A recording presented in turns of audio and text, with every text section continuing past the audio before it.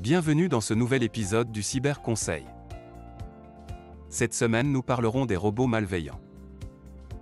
Un robot ou un bot est un programme utilisé pour effectuer des tâches sans intervention humaine comme joindre un service client ou faire une réservation en ligne. Il peut également être utilisé par un hacker.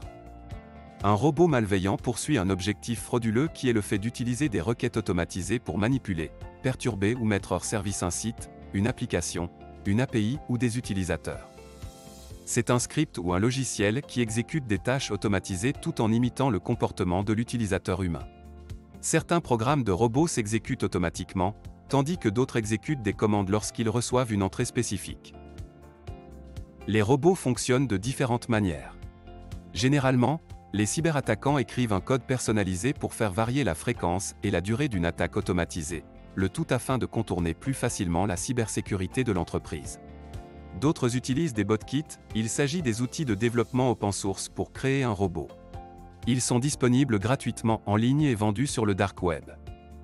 Parmi les attaques possibles de robots, nous avons le spam par email, les attaques DOS, le vol financier et les intrusions ciblées qui font énormément de victimes de nos jours.